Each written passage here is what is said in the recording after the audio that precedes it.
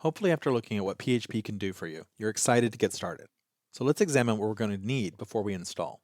In order to install PHP on your computer so that we can start learning it, you're going to need a few things. We're going to need a web server, and that's going to be to serve up the web files that we're going to look at in our browser. And we're going to install that on our local machine, not on some special piece of server hardware that exists somewhere else. It's no problem for us to have the web server exist on your local computer and also have the browser that's making requests to that web server also exist on the same computer. Typically, you don't do that. Typically, the web server exists on one piece of hardware and a browser on a different computer is what's contacting that web server. When we do local development, they're both going to exist on the same machine. We're going to need to have PHP installed so that our web server will understand the PHP code that we create. We're going to want to have a database installed so that we can start creating PHP applications that connect to that database. And that'll give us the ability to create more full-featured applications by being able to store data and to pull data out of the database and display it dynamically to the user. We'll also need a text editor to edit our PHP files, that is to write our PHP code. And we'll need, of course, a web browser. And any web browser is going to work. Firefox, Chrome, Safari, Internet Explorer, or Opera. Remember, PHP just outputs HTML. So anything that understands HTML is going to suit our purposes just fine. Now, for myself, I'm going to be using Apache for my web server. The PHP, I'll be using version 5.4. That's the latest version. If you're using something later than that, don't worry about it. As I said earlier, the essentials are going to be pretty much the same for every version of PHP. And if there are changes, I'll make note of those as we go along. The database I'm going to be using will be the latest version of MySQL 5, and the text editor I'll be using is TextMate. That's a Macintosh-specific text editor. And the browser I'll be using is Firefox. Now, your setup may be different than mine. You may be working on a Windows machine. You may have a different text editor or a different browser. Don't worry about that. Remember, PHP is cross-platform. The installation will be different, but the PHP lessons are going to be the same, regardless of which platform you're working on.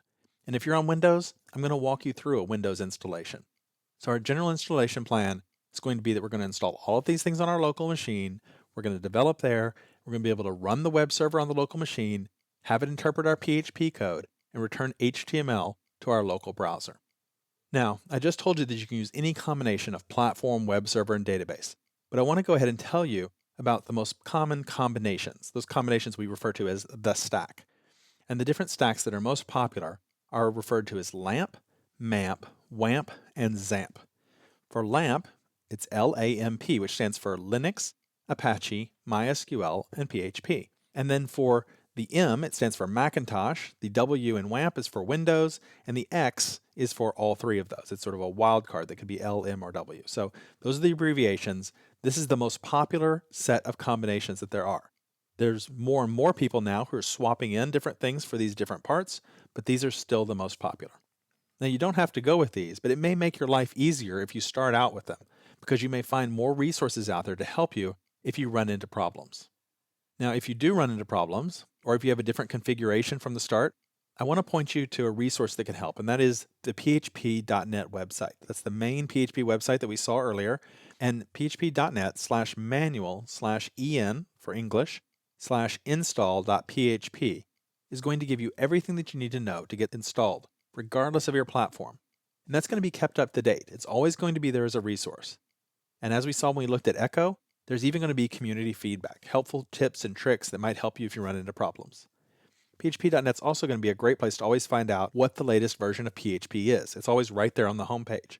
And if there are any particulars about installation you need to know about or something changes in the future.